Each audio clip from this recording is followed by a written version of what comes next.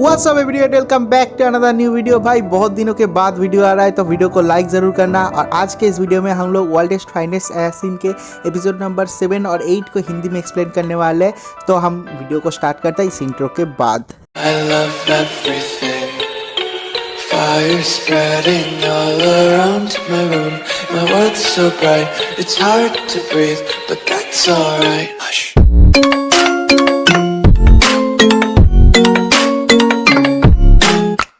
तो इस वीडियो के स्टार्टिंग में हम लोग देखते हैं कि हमारा जो इलूग है वो बरोर फैमिली के हेड के बेटे का एक बहुत ही क्रिटिकल सर्जरी करता है और जो कि बिल्कुल ही सक्सेसफुल रहता है। और ये सीक्रेट सर्जरी के वजह से जो बरोर फैमिली का हेड है वो भी बहुत ज़्यादा ग्रेटफुल रहता है इलूग के पास। और उसके बाद वो इलूग को कुछ डॉक्यूमेंट्स देता है और वो डॉक्यूमेंट्स ऑफिशियल डॉक्यूमेंट्स है जिसमें लिखा हुआ है कि अभी से जो माहा है वो इलूग की ऑफिशियल सिस्टर है। और उसके बाद बरोर फैमिली का जो हेड है वो हमारे इलूग को एक डिसीजन देता है, एक एडवाइस देता है और कहता है कि तुम एक मर्चेंट बन जाओ। और मुझे पता है कि तुम एक बहुत ही अच्छे मर्चेंट बन पाओगे क्योंकि मैं भी एक फर्स्ट क्लास मर्चेंट हूँ और मुझे पता है कि कौन मर्चेंट बन सकता है। और उसके बाद हम लोग को दिखाया जाता है कि इलूग भी मर्चेंट की दुनिया में पैर रखता है। तो उसके अगले ही दिन मिस्टर एंड मिसेस बरोर के साथ हमारे इलूग बरोर का एक मीटिंग फिक्स होता है जो कि इलूग बरोर का फेक मदर एंड फादर है।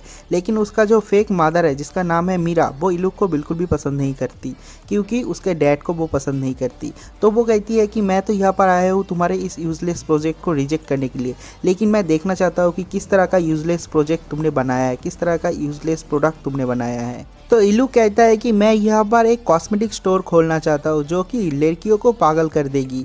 और उसके बाद वो कहता है कि मैंने अपना पहला प्रोडक्ट बनाया है और इसका नाम है मॉइस्चराइज़र। और उसके बाद वो उस लेडी को दे देता है, मतलब मीरा को दे देती है। मीरा पहले तो उस प्रोडक्ट को बिल्कुल भी पसंद नहीं करती, लेकिन एक बार यूज़ करने के बाद उस प्रोडक्ट का वो फ़ैन हो जाती है और वो कहती है कि ये प्रोडक्ट बहुत ही अच्छा है। तो जब इलूग पूछता है कि ये प्रोडक्ट कैसा है तो मीरा कहती है कि मैं तुम्हें हेट करता हूँ लेकिन मैं इस प्रोडक्ट को ले रहा हूँ क्योंकि ये प्रोडक्ट बहुत अच्छा है। और उसके बाद वो कहती है कि मैं अपने सहेली को भी बता दूंगा कि यहाँ पर इतना अच्छा अच्छा प्रोडक्ट आ रहा है। तो उसके बाद इलूग के साथ इलूग के फादर का नेगोशिएशन स्टार्ट होता है और उसका फादर कहता है कि तुम एक हफ्ते में कितने सारे बना पाओगे। तो इलूग कहता है कि मैं 200 के आसपास बना लूँगा। और उसके बाद उसका डैड कहता है कि मास प्रोड्यूस करने में कितना टाइम लगेगा। तो वो इलूग कहता है कि उसमें तो 1 महीने से ज़्यादा टाइम लग जाएगा। लेकिन उसके बाद भी कुछ प्रॉब्लम्स है, जैसे कि यहाँ पर बहुत सारे सीक्रेट मेडिसिन है जो कि तुहादे फैमिली का सीक्रेट मेडिसिन है। तो उसका डैड पूछता है कि क्या तुम उन सीक्रेट को रिवील कर पाओगे। तो हमारा जो इलूग है वो कहता है कि नहीं, ये तुहादा फैमिली का सीक्रेट है, मैं इन सीक्रेट को रिवील नहीं कर पाऊंगा। और अगर मैं इन सीक्रेट को रिवील नहीं करूंगा तो अदर कंपनीज जो है वो हमारे इस प्रोडक्ट को कॉपी भी नहीं कर पाएंगे। और इसके बाद इन लोगों का नेगोशिएशन भी कंप्लीट हो जाता है और इन लोगों का एग्रीमेंट भी कंप्लीट हो जाता है और ये वाला सीन भी एक बार कट हो जाता है। तो उसके नेक्स्ट सीन में हम लोगों को 6 महीने बाद का एक सीन दिखाया जाता है जहाँ पर हम लोगों का इलूग बरोर का जो कंपनी है, जो कॉस्मेटिक कंपनी है जिसका नाम है ओरना, वो बहुत ही अच्छी तरीके से ग्रो कर रहा है। और वहाँ पर काम करने के लिए वहाँ के जितने सारे दोस्त थे उन लोगों को भी वहाँ पर बुला लिया है। और वहाँ पर सेल भी बहुत ज़्यादा होता है और इलूग भी बहुत ज़्यादा खुश होता है क्योंकि उसका कंपनी बहुत अच्छी तरीके से ग्रो कर रहा है। और वो कहता है कि अभी से मैं सारे के सारे शहर में जितना इन्फॉर्मेशन है वो भी मुझे मिल जाएगा और अगर किसी नोवेल को भी मुझे असैसिन करना पड़ेगा तो मैं वहाँ पर आसानी से पहुँच पाऊँगा इस कंपनी के जरिए। तो उसके अगले सीन में हम लोगों को इलूग बरोर का बेडरूम का एक सीन दिखाया जाता है जहाँ पर हम लोग देखते हैं कि रात को वहाँ पर एक स्पाई आता है क्योंकि वो स्पाई यहाँ पर आया है इलूग को पकड़ के ले जाने के लिए, किडनैप करके, ताकि ओरना कंपनी का जो सीक्रेट है वो उन लोगों को पता चल जाए। लेकिन वो स्पाई इलूग को किडनैप करने से पहले ही वहाँ पर तारतो और माहा आ जाती है और दोनों मिलकर उस स्पाई को पकड़ लेता है। और पकड़ने के बाद उसको बहुत ज़्यादा टॉर्चर करता है, लेकिन टॉर्चर करने के बाद भी जब वो कुछ नहीं बोलता वो उस स्पाई को मार डालते हैं और ये वाला सीन भी यहीं पर कट हो जाता है। तो उसके अगले सीन में हम लोग देखते हैं कि अगले दिन सुबह वो अपना खाना पैक करके लूग वहाँ से चला जाता है और वहाँ पर तारतो और वहाँ अकेली रह जाती है घर में। और उसके बाद हम लोग देखते हैं कि लूग जाता है दिया के पास क्योंकि महीने में एक बार वो दिया से मिलने जाता है। महीने में एक दिन वो दिया के साथ टाइम स्पेंड करता है। दिया ने जितने सारे एन्चेंटमेंट बना रखे हैं उन सारे के सारे एन्चेंटमेंट को लूग कंप्लीट कर देता है और उसके बाद वो वापस घर चला आता है।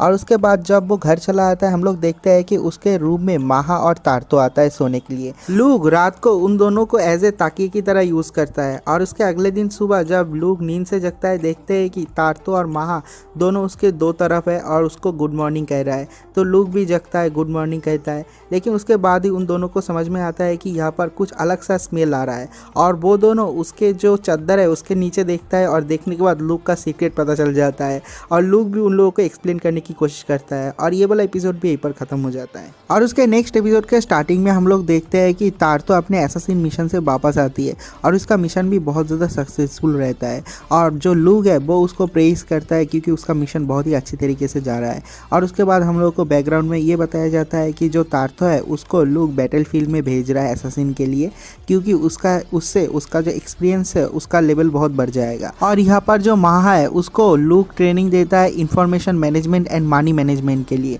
और उसके बाद ये वाला सीन भी कट हो जाता है और उसके बाद हम लोगों को दिखाया जाता है कि 2 साल हो चुके हैं वो लोग यहाँ पर रह रहे हैं।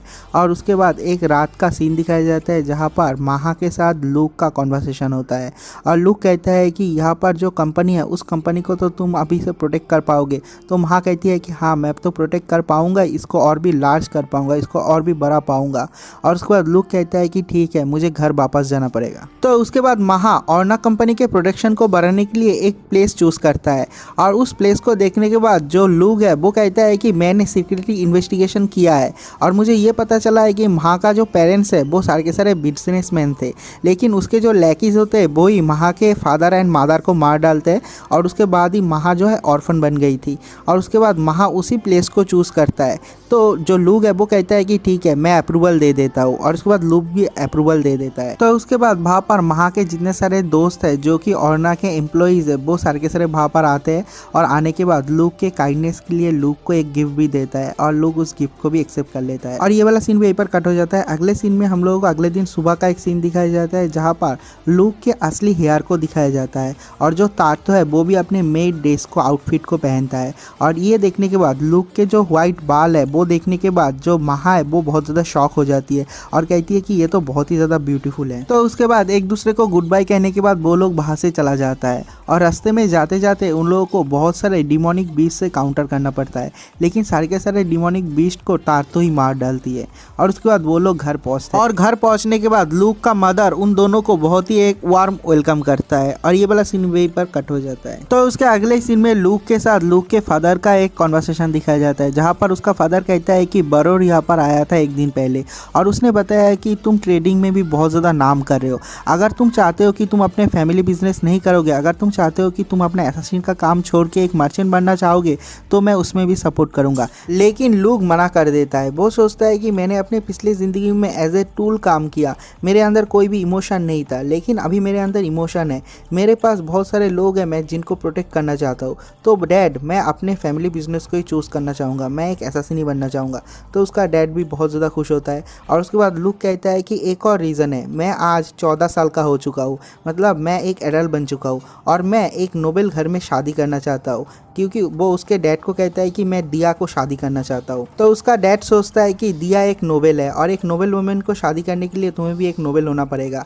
अगर वो अपने एसासिन अपने फैमिली बिजनेस को छोड़ देता है और वो लूक तुहादे को छोड़ के वो अगर इलूक बारोर होके जीना चाहता है तो वो दिया को शादी नहीं कर पाएगा। तो वो सोचता है कि यही वो रीज़न है, लेकिन ये असली रीज़न नहीं है। तो उसके बाद लूक का डैड लूक को एक पेपर देता है और उसमें दिखाया जाता है कि वहाँ पर एक नोबल का नाम और उसका इन्फॉर्मेशन सब कुछ है। और उसका डैड कहता है कि हम लोगों को इस नोबल को एलिमिनेट करना पड़ेगा, मारना पड़ेगा, क्योंकि ये जो नोबल है वो हमारे किंगडम के जितने सारे सीक्रेट्स है सारे के सारे अदर्स कंट्री के मिलिट्री को बेच रहा है। तो इसको जल्द से जल्द हम लोगों को मारना पड़ेगा किसी भी तरीके से।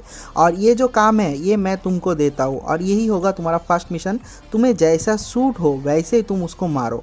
तो लूक देखता है और देखने के बाद कहता है कि हाँ मेरा एडल्ट मिशन स्टार्ट हो गया है और अभी मैं इसको एलिमिनेट करूँगा। और ये वाला एपिसोड भी यहीं पर ख़त्म हो जाता है। अगर वीडियो अच्छा लगा तो वीडियो को लाइक करना, चैनल को सब्सक्राइब ज़रूर करना। हम लोग 10K के बहुत ज़्यादा करीब है। तो मिलते हैं एक और नई वीडियो के साथ, तब तक के लिए बाय बाय।